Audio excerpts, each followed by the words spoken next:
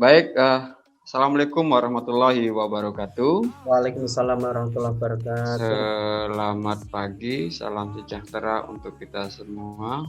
Alhamdulillah kita sudah 3 kali melakukan kegiatan coaching session.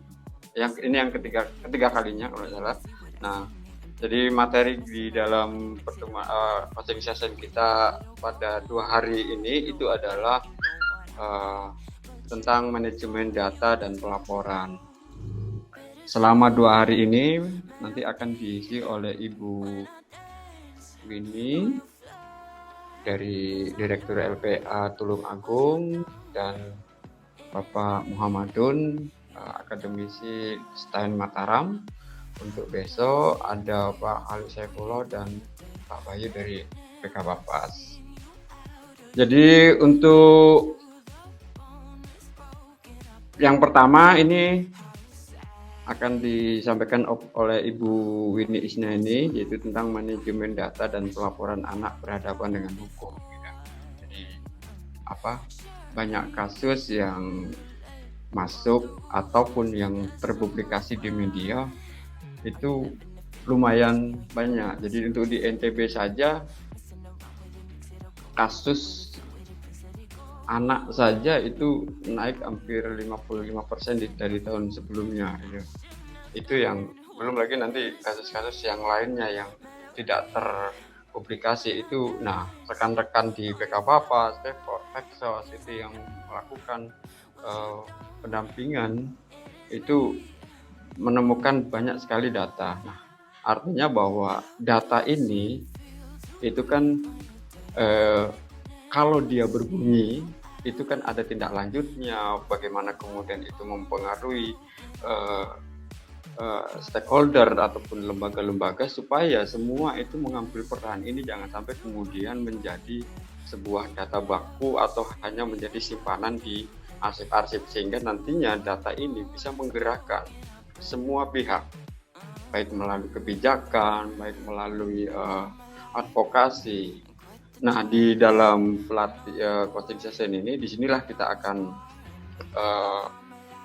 memanajemen datanya untuk seperti apa dan sebagainya. Nah, ini Bu Winnie Isna ini punya pengalaman panjang terkait dalam manajemen data dan pelaporan anak yang berhadapan dengan hukum atau APH. Bu Winnie, Assalamualaikum.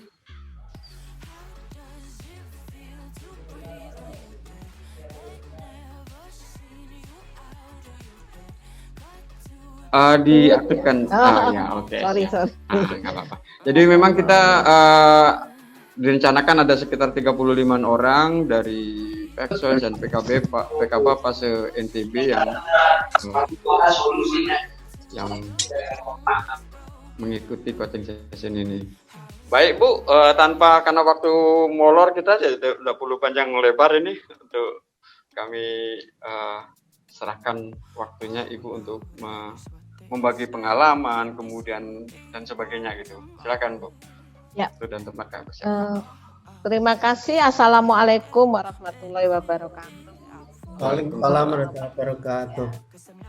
Perkenalkan, nama saya Winnie Isnaini. Saya terlalu lama di LPA Tulung Agung. Walaupun saya sempat 2 tahun ke LPA Jatim juga Pak Muh. Jadi waktu saya ke LPA NTB, terus sehingga saya balik lagi ke sini.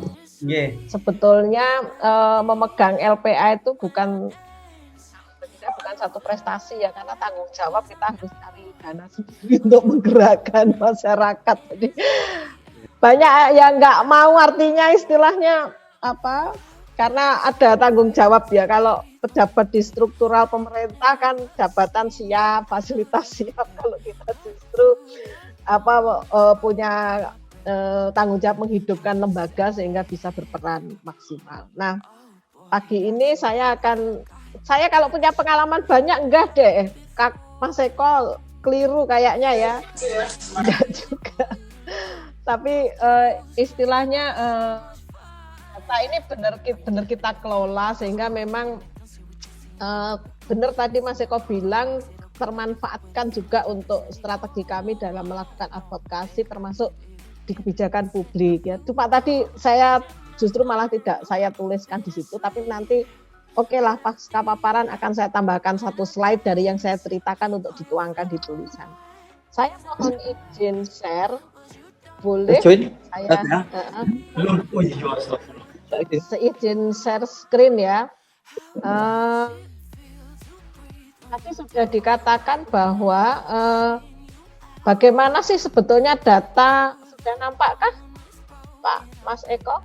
Sudah Bu. Sudah nampak, Bu. Iya. Jadi saya ya bagaimana manajemen data dan pelaporan ABH, kita lihat dulu ya sebetulnya ketersediaan data ABH yang dimana kita lihat bahwa menurut mandat Undang-Undang 11.12 ini 11.12 itu kalau istilahnya ABG mirip ya. Sebentar izin untuk apa? Colok. 11.12 itu ABH ini kriterianya seperti ini. Sehingga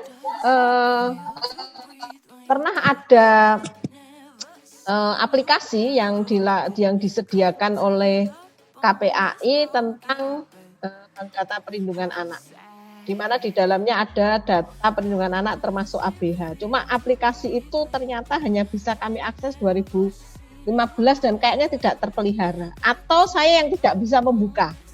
Kalau memang saya yang tidak bisa membuka, nanti peserta boleh membantu, karena ternyata kami buka data itu hanya beroperasi dan setelah 2015 setelah itu selesai. Di situ yang tersedia adalah seperti ini. Bagaimana mereka mendefinisikan data ABH sebagai pelaku dengan macam-macam, mulai fisik, aborsi dan sebagainya.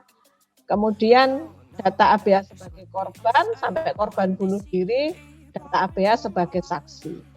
Yang menarik sekali bahwa apa yang dikatakan Mas Eko tadi, sebetulnya kalau ini memang benar tersedia di KPAI dan bisa kita jadikan analisis termasuk bagaimana sebarannya Mas Eko, itu menarik sekali walaupun ABH sebagai pelaku maupun korban ya, karena kalau aborsi yang marak di mana sih? Aborsi yang bunuh diri di mana kasusnya? Maka itu akan bisa menjadi satu rekomendasi tersendiri, termasuk ABH sebagai pelaku.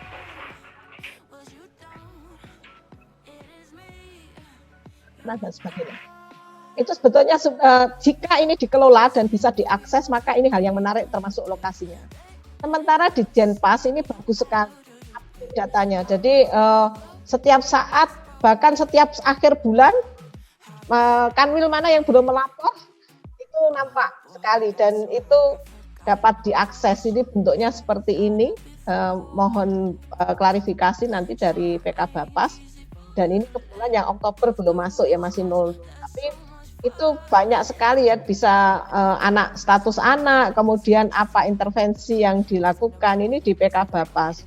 Tapi ini sekali lagi masih berupa intervensi internal dari Kemenkumham yang istilahnya yang dikelola oleh PK Bapas. Belum melihat anak secara holistik, bagaimana para pihak juga bisa berkontribusi dalam penanganan anak. Nah, ini yang tersedia di situ, mungkin nanti kalau ada tambahan. Sementara dari Kepolisian RI dan dari Kejaksaan RI ada data juga yang hilang, yang sering tidak terekam oleh teman-teman ketika anak itu masuk kasus narkoba dan seksual.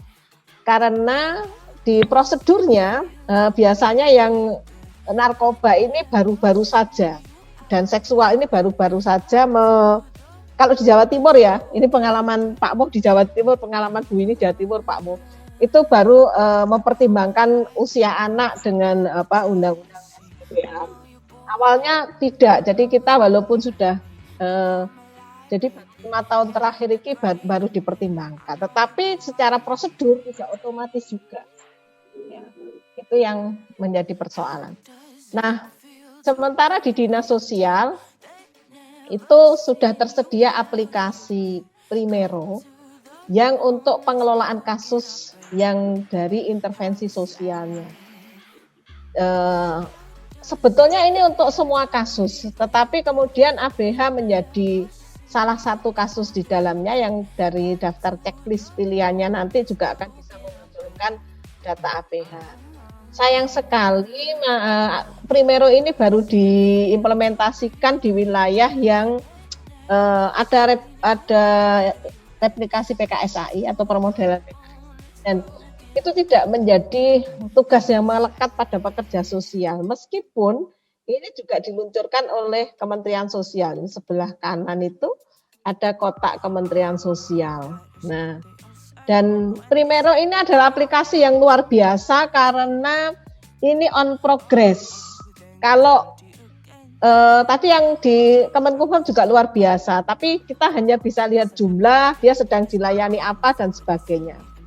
Tetapi di Primero ini adalah data berjalan. Data berjalan artinya kalau kasus ini perencanaan seperti ini, yang sudah mana, yang belum mana. Itu yang ada di aplikasi Primero. Kendalanya selain tidak ada pemaksaan, istilah pemaksaan ya, namanya prosedur yang clear dari aplikasi ini. Aplikasi yang sebetulnya misalnya kita menemukan kasus ditulis, kita sekarang mendampingi ini ditulis, itu tidak bisa digunakan untuk melakukan kontrol terhadap kinerja pendampingan. Padahal seharusnya memang dapat digunakan untuk kontrol dan fasilitasi oleh beberapa pejabat di Kementerian Sosial maupun Dinas Sosial terhadap progres suatu kasus. Nah, kalau kita mau ngomong manajemen data, maka saya pengen agak sedikit kembali ke tentang sistem data perlindungan anak, di mana ABH adalah masuk salah satu isu perlindungan anak. Kalau kita mau apa yang mau kita tata. Nah, dalam sistem data dan informasi perlindungan anak itu memang harusnya mengatur mekanisme rutin untuk pengumpulan, analisa, penyimpanan, dan penggunaan data informasi untuk perencanaan, pelaksanaan, monitoring, sampai evaluasi program perlindungan anak. Itu definisi lengkapnya. Kalau digambar lebih sederhana seperti ini, sebetulnya pada sisi mana kita sudah melakukan. Mekanisme rutin pengumpulan data pada Kemenkumham oke, pada struktural layanan hukum oke, ya. Tetapi pada layanan sosial mekanismenya bagaimana? Karena ternyata dari capaian Primero yang NTP yang paling bagus luar biasa, yang seharusnya data itu data berjalan, tetapi sama NTP di-input semuanya untuk database ya itu. Tapi mekanisme rutin pengumpulan data masih ada di Kemenkumham yang paling baik. Karena mereka menggunakan sistem SMS ya, untuk mungkin lebih mudah ya di SMS ya. Untuk aplikasi Primero itu sebetulnya mudah sekali, tetapi karena mungkin lihat apa istilahnya banyak yang harus diisikan, kayaknya teman-teman menjadi lembar-lembar yang diisikan ya. Kalau di konversi ke Word aja itu 25 halaman Pak Mo. Coba teman-teman Peksos mau pingsan apa enggak ini.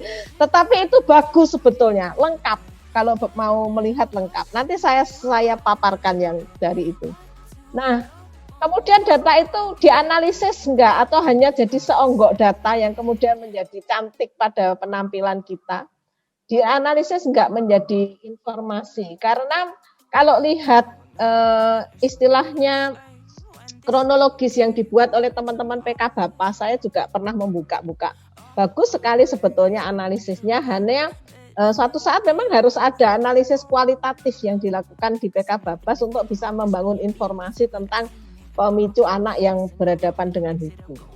Sehingga nanti data dan informasi itu dapat diakses, itu bagus untuk perencanaan, apalagi pelaksanaan termasuk MONEF. Nah, kalau kita sudah ngomong MONEF, kan tidak hanya ngomong pada berapa sih cakupan anak-anak yang terlayani, tetapi itu kan pekerjaan pemadam kebakaran. Tetapi ketika kita bisa membuat informasi, misalnya anak-anak berhadapan dengan hukum ini banyak mengalami persoalan karena pengasuhan, di NTB karena apa? Ya nanti kan teman-teman Peksos bisa cerita ya. Itu dari karena pengasuhan misalnya, atau karena mungkin DO, atau karena apa profil dari ABH itu latar belakangnya bisa kita kumpulkan, maka akan ada intervensi bersasaran kepada kelompok-kelompok yang profilnya mirip dengan anak-anak yang berhadapan dengan hukum. Kalau itu diintervensi lebih dalam seperti yang Mas Eko katakan, maka itu akan bisa digunakan untuk menurunkan angka kejadian anak berhadapan dengan hukum. Nah, di situ memang harus ada manajemen khusus. Nah, di LPA sendiri kita juga meletakkan staf yang LPA Tulungagung ya Pak Moh untuk yang khusus data dan informasi yang memang dia harus bisa diteriakin kita ini. Nah, kalau bikinan kebijakan pengen informasi apa dan sebagainya supaya teman ini data ini bisa benar-benar digunakan untuk menurunkan angka kejadian. Nah, kita kembali lagi kepada sistem data dan informasi di perlindungan anak. Sebetulnya kalau kita lihat yang data anak secara umum, kalau kita melihat kasus anak berhadapan dengan hukum, pasti ada yang namanya prevalensi faktor resiko.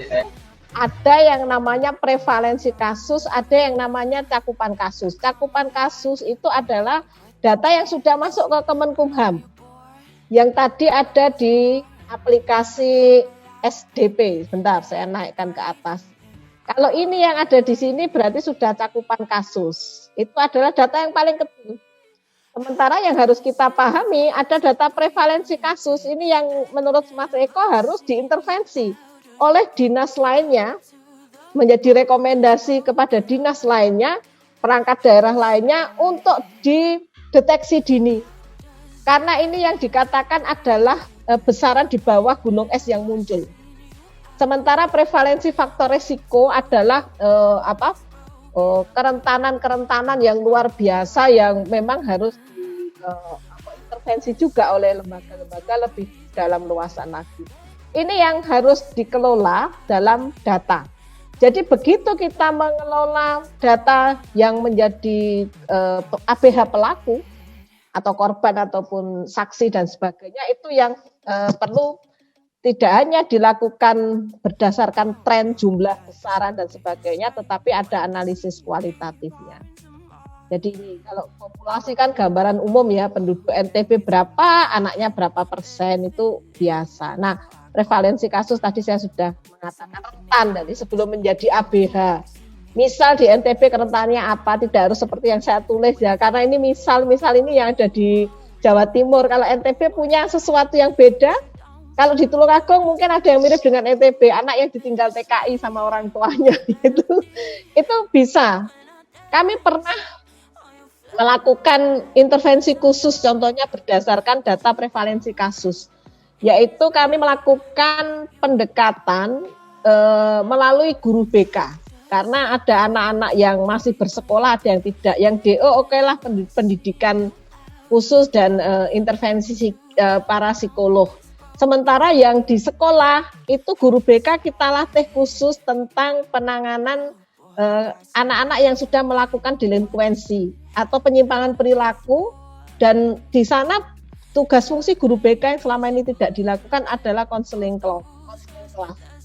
Konseling kelompok atau konseling kelas. Di konseling kelompok inilah kemudian kita punya ciri bahwasanya anak-anak pekerja migran itu kita dikumpulin sama guru-guru BK pada jam-jam khusus untuk dimotivasi. Karena berdasarkan data yang dikelola oleh layanan anak di Kabupaten Tulungagung, anak yang menjadi korban maupun pelaku memang waktu itu angkanya cukup tinggi, kadang 60, kadang 70% pasti berkaitan dengan keluarga buruh migran.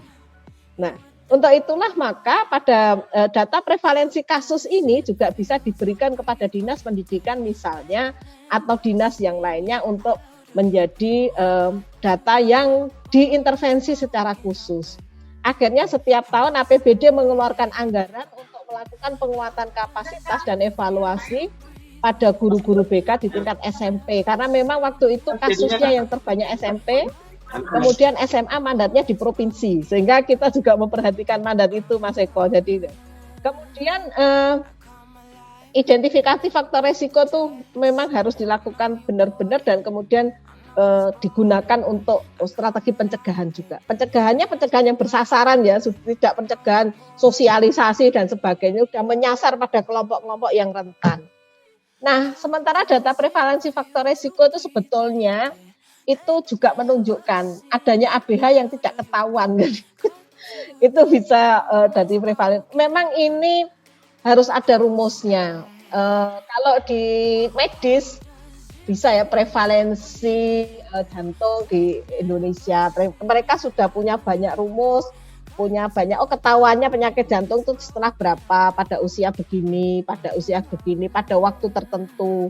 Sekarang pada usia berapa karena gaya fast food dan sebagainya. Tapi di data perlindungan anak prevalensi faktor resiko ini jarang yang menghitung karena memang harus khusus segmen tertentu. Prevalensi faktor resiko di NTB beda dengan Jawa Timur karena ada perbedaan budaya. Dan ini kadang harus riset selama minimal 3 tahun untuk menentukan angka prevalensi, untuk memprediksi. Sebetulnya berapa sih ABH yang sesungguhnya? Karena yang kita layani itu yang ketahuan. Artinya ada yang tidak ketahuan ini. Ini yang dikatakan prevalensi faktor resiko. Nah, jika data ini lengkap dikelola untuk manajemen kasus, Bapak Ibu, teman-teman medsos, maka sebetulnya inilah yang bisa digunakan untuk pencegahan juga deteksi dini oleh semua stakeholder. Yang kenapa memang data harus dikelola?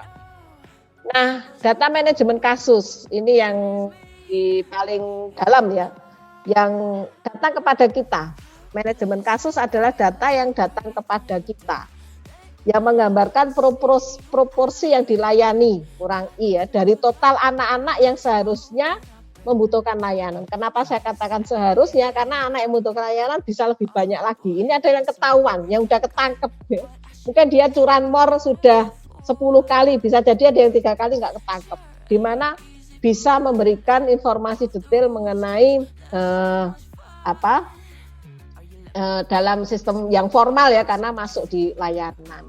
Nah, tadi sudah kita petakan, Kemenkumham mengumpulkan, mungkin P2T, P2A juga mengumpulkan, UPPA Polres juga mengumpulkan, Sakti Peksas juga mengumpulkan, bukan ya? Ini yang, atau mungkin lembaga lainnya, karena misalnya Pak Mu punya lembaga bantuan hukum misalnya, teman-teman yang LBH yang menangani atau siapapun yang menangani itu adalah data cakupan kasus artinya. Nah, itu yang data yang paling kecil, yang kebakaran sudah terjadi. Ya, jadi kalau saya balik ke sini lagi, tadi yang di tengah ini adalah kebakaran sudah terjadi. Yang di luarnya yang biru paling muda ini kebakaran sudah terjadi tapi belum ketahuan. Itu yang memang harus kita petakan. Jadi kalau mau serius ya sulit. Makanya saya lihat kemarin tren pekerjaan ke depan itu yang banyak data. Jadi kalau punya anak yang belum kuliah, sekolahkan saja di jurusan matematika, statistik, sistem informasi. Itu kayaknya yang ke depan banyak digunakan karena teknologi berbasis IT. Saya pikir itu yang kita besarannya. Nah, saya sekarang mau masuk ke data manajemen kasus yang diselenggarakan oleh Kementerian Sosial dalam aplikasi Primero. Jadi ini dari Primero tak keluarin sini Pak Mo. Nanti kalau lihat biar teman-teman langsung, karena teman-teman akan bisa membuka kalau sudah mendaftar dan mendapatkan akun ya dari SOS ya. Kalau mau didaftarkan semua boleh, tetapi konsekuensi logisnya setiap pendampingan langsung diinput. Nanti boleh. Nah, di aplikasi itu bagus juga ya, ada informasi awal ya, dari mana siapa yang memasukkan ke PKSAI. Kalau sini memang basisnya PKSAI. Detail anak, kemudian pengasuh, dan bagaimana kaitannya dengan kerahasiaan. Siapa sih yang boleh dikasih tahu dan sebagainya, itu panjang. Ini sebetulnya satu poin yang saya tulis di sini di bawahnya bisa 10 cm sampai 30 cm. Pengasuh didetailkan karena pengasuh ini tidak boleh lepas dari anak. Jadi intervensi anak harus memperhatikan pengasuh. Pengasuh inilah kayaknya yang tidak dipunyai pada data Kemenkumham. Tapi Kemenkumham kayaknya juga melakukan intervensi pada keluarga. Jadi ada kok intervensi keluarganya ada, tapi mungkin tidak sedetail di sini. Coba sih kita cek ulang yang di atas tentang ada intervensi keluarga, ya betul. Ya, ada intervensi keluarga yang tapi di sini kan di Kemenkumham ini lebih banyak ke jasmani, rohani, konseling yang paling kiri. Artinya fokusnya memang ke anak. Ya, kalau di dalam pekerjaan Peksos fokus ke keluarga itu jadi keharusan sehingga informasi awal tentang keluarga menjadi kebutuhan. Nah, kita ke detail anak nih. Anak nanti diintervensi, di assessment lewat kesejahteraan anak dulu. Sehingga apa yang dieksplor di dalam aplikasi Primero itu yang berkaitan dengan kesehatan anak, pendidikan, emosi dan sosial. Maaf ini harusnya 6 ya kok.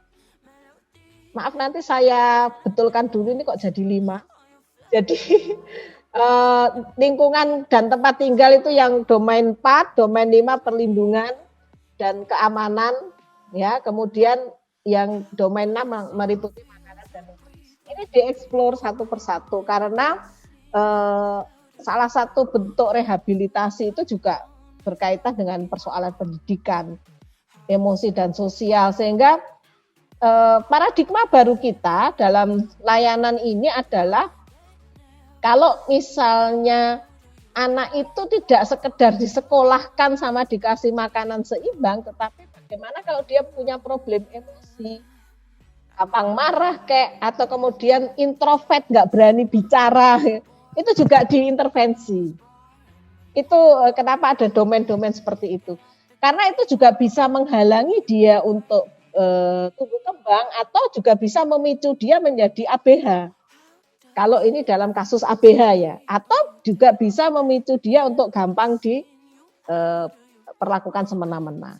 Termasuk di nutrisi, termasuk di perlindungan, karena kalau nutrisi anak gampang sakit-sakitan itu juga rentan ya, di perlindungan situasi keamanan di sekitarnya. Mungkin dia lingkungan juga, mungkin tempat tinggalnya di sekitar tempat prostitusi, atau tempat tinggalnya tempat orang yang biasa main senjata, itu juga persoalan-persoalan yang mesti ada diri anak itu sendiri. Yang kedua, yang tidak kalah pentingnya adalah asesmen di keluarga. Di Primero ini kita menggunakan bagaimana tentang perawatan dasar, menilai situasi perawatan dasar dilakukan oleh keluarga. Kemudian kita juga menilai keamanan dan stabilitas keluarga itu, ikatan emosi dengan anak, kapasitas ekonomi, bagaimana keberfungsian keluarga itu terhadap pengasuhan anak, sampai komunitas menilai situasi komunikasi keluarga dengan lingkungannya. Ini penting karena kalau dulu kita kan begini, saya sendiri juga mengalami pendampingan tempo dulu ya. Ini anaknya klien kita, oh iya dapat bansos enggak? Kita hanya main di domain 4. Tapi kemudian ketika anak itu ditinggal lari oleh bapaknya, ketika kita tidak bisa bertanya, bapak itu punya nomor HP yang kemudian kita motivasi untuk say hello terhadap anak dan lain sebagainya. Itu yang kemudian menjadikan, oh mungkin anak itu menjadi gembira. Ya, kami juga data-data ini adalah data yang memang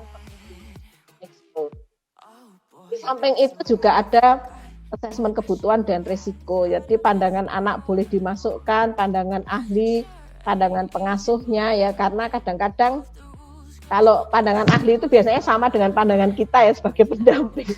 Tapi ternyata misalnya, oh ya ini harusnya sekolah loh ya, ini anaknya gini-gini, wah ternyata pandangan pengasuhnya ya nanti kalau sekolah siapa yang akan bantu kami bekerja dan sebagainya, itu yang kemudian menjadi banyak pertimbangan. Sampai asesmen resiko yang pada anak ada checklistnya ya, checklist yang kita pakai ada 3 tabel resiko pada pribadi anak, pada keluarga sampai pada lingkungan. termasuk bagaimana kita melakukan SWOT sampai persetujuan perencanaan kasus. Jadi dalam Primero ini perencanaan kasus intervensi anak itu mau diapakan itu harus dikomunikasikan dengan keluarga. Sampai pada situasi pengasuhannya yang membuat nanti kalau sudah semua diselesaikan di aplikasi itu akan ada kasus ditutup. Kasus ditutup itu tentu saja tidak diinput semua, bisa jadi 6 bulan kemudian atau 1 tahun kemudian. Jadi karena ini aplikasi berjalan, ketika kasus belum ditutup ya masih terbuka. Di Primero menunjukkan kasus ini belum close, itu bisa. Nah, sampai yang terakhir nanti juga untuk anak-anak yang mempunyai persoalan keterpisahan dengan keluarga atau lain sebagainya, ada form tersendiri. Nanti pasca penanganan dia harus stay di mana untuk permanen. Itu yang ada di aplikasi Primero, teman-teman. Ini kalau saya buka ada di webnya. Nah, saya kembali ke manajemen kasus yang besar. Tadi ini kan adalah penanganan kasus untuk manajemen kasus untuk kasus yang terlapor. Sebetulnya kalau kita mau mengelola manajemen kasus di level NTB misalnya, yang perlu kita perhatikan untuk teman-teman kita sebagai LPA adalah mencermati NSP, termasuk kriteria. Kalau kriteria kayaknya memang sudah dimiliki oleh masing-masing lembaga layanan.